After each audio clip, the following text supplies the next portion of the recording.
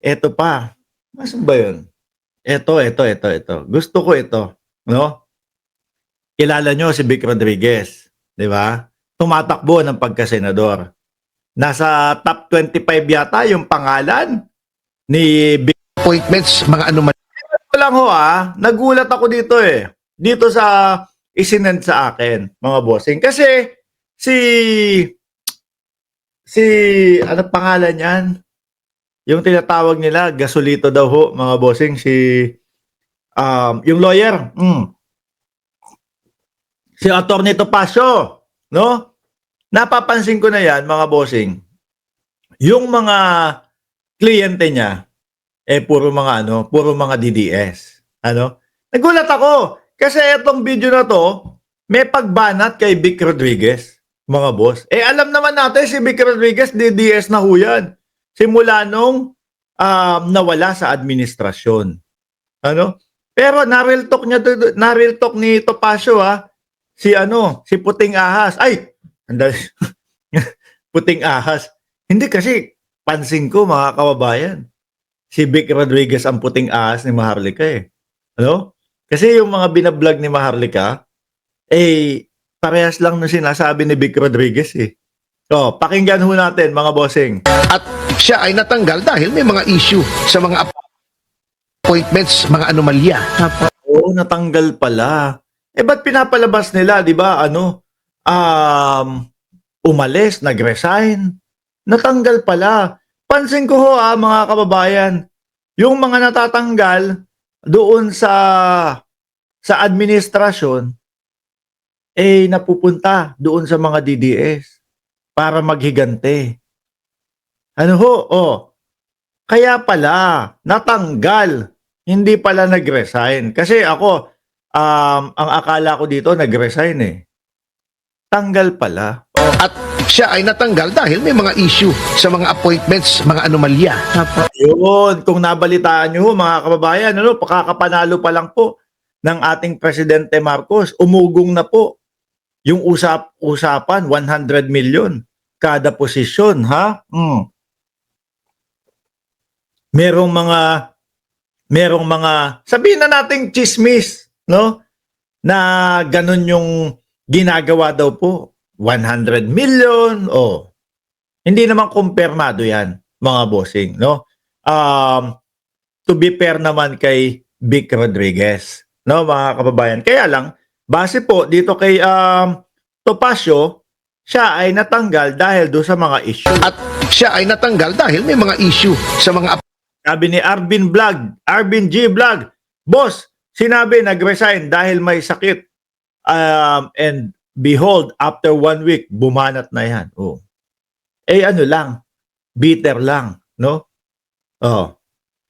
Ulit niya, isang mabilis. At siya ay natanggal dahil may mga issue sa mga appointments, mga anomalya. Na alegasyon na yung power. Meron pang na-issue kay Vic Rodriguez nung panahon ng pagkakapanalo pa lang ng Pangulo noon. Yung sa sugar, yung sa asukal, di ba? Natandaan niyo ho yun, mga bossing? Madaming mga naging issue May sakit daw pero tinanggal pala. Base ho yan sa naririnig natin. Base ho yan, mga kababayan sa naririnig natin sa sinasabi po ni Atty. Topacio. Tinanggal dahil doon sa issue. Niya malawak pa rin. Hindi lang natanggap kaya umalis siya. Inilipat ng posisyon pero ang gusto malawak pa din yung power niya. Anomalya na alegasyon na yung powers niya malawak pa rin. Hindi lang natanggap kaya umalis siya. Di ba ga? Ngayon opposition siya. I-redeem mo yung sarili mo. Iyon naman po pala ang dahilan kung bakit nandoon sa kampo ng mga DDS si Atty. Vic Rodriguez. Sa madaling salita ho, mga boss, base po sa pagkakaintindi ko sa sinasabi ni Topacio, bitter. Bitter. Yun lang ho yun. Kasi minsan, sablay na din yung mga sinasabi ni Vic Rodriguez, mga bossing. Isa din si Vic Rodriguez doon sa kasama, doon sa New York, mga bossing. Ano yun Araw ng Kalayaan sa New York ho, mga boss. Meron silang maisog. Ano, maikwento ko na lang doon sa hindi mga nakakaalam. Meron silang maisog doon sa New York, mga bossing. Itinaon ho nila. Itinaon ho nila doon sa Araw ng Kalayaan na yung mga kapwa ho natin mga Pilipino, merong event para magparada. Aba, sinama nila yung maisog nila doon sa gitna. Tapos, ang ipinapalabas sa Pilipinas, naku po, eto na, napakaraming tao ang sumama sa maisog. Yung pala, nakisiksik lang sila doon. Ganyan ang style ng mga DDS, mga kababayan. Kaya yung darating na January 13 ho, ng rally po.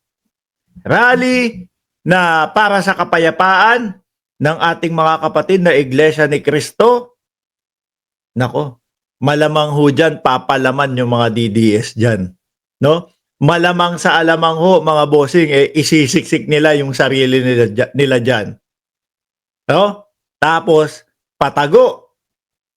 Itataas yung placard nila. Pababain si Bongbong Marcos. Pipicture. Sabay aalis na. Di ho? Ganyan mga stylean Tapos sabay post sa social media. Tingnan nyo, nagsalita na ang taong bayan. Ang daming sumama sa rally para pabagsakin pababain si Bongbong Marcos. Ganyan ho ang gagawin niya mga yan, mga boss. Naniniwala ho ako. Kaya doon sa mga kapatid natin na mga Iglesia ni Cristo, no? Ingatan nyo po yung ipinaglalaban nyo. Ingatan nyo po yung tema ninyo na mababoy ng mga DDS. Kasi ang tema po ninyo para po sa kapayapaan. Yan po ang madiin na sinasabi. Para po sa kapayapaan. Kaya kapag nasingitan kayo ng mga DDS, naku, bababuyin ho niyang mga yan. Yung tema ninyo, iibahin po ng mga yan.